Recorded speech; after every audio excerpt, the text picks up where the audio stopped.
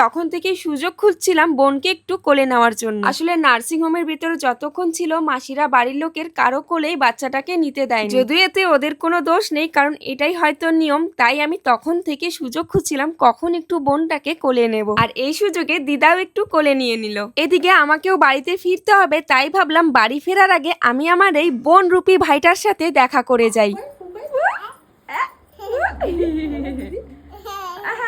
আমাকে দেখে আমার ভাই তো ভীষণ খুশি, কিন্তু আমার খুব খারাপ লাগছিল, কারণ আমি ওকে চেয়েও কোলে নিতে পারছিলাম না। কারণ ওর স্নান হয়ে গেছে, আর আমি এই অবস্থায় ওকে ছুলে ওকে আবার স্নান করতে হবে। তাই দূর থেকেই আমার ভাই আমাকে বক্সিং করা শেখাচ্ছে। ওরও কিন্তু আর কয়েকটা মাস পরেই চুল ফেলতে হবে। আমি তাই ভাবছি চুল থাকতে তো এত মিষ্টি লাগছে দেখতে, কিন্তু চুল ফালানোর পরে টাকলু অবস্থায় ওকে কেমন লাগবে দেখতে। যাই হোক, ভাইয়ের থেকে অল্প বক্সিং শিখে আমি চলে আসলাম আবারও এই বাড়িতে। আর হ্যাঁ, আমি একা একা মিষ্টি খাবো, ব্যাপারটা কেমন খারাপ দেখায়, তাই তোমাদেরকে দেখিয়ে খাচ্ছি। আর আমার এই মিষ্টি খাওয়ার ভিডিওটা কে করে দিচ্ছে সেই মহান ব্যক্তিটাকেও দেখাচ্ছি।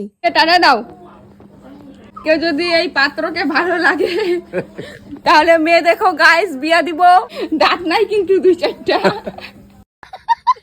যাই হোক, দাদুর সাথে ইয়ার্কি ফাজলামি করে সবাইকে টাটা বাই বাই বলে আমি আমার এই ভাইয়ের স্কুটির কাঁধে বসে যাব এখন বাড়িতে। ভাইকে বলছিলাম একটু দেখে শুনে চালাস ভাই, তোর দিদি এখনো অতটা ফেমাস হয়নি, এখনো অনেক অনেক রকম ভাবে জীবনটাকে নষ্ট করা বাকি আছে, তো একটু সাবধানে চালাস। আর তোমাদের বলছি আজকের জন্য এতটুকুই, দেখা হবে নেক্সট ব্লগে। অনেক কষ্টে আমি এই ভয়েস ওভারটা দিলাম, আর পারছি না। Tata bye bye.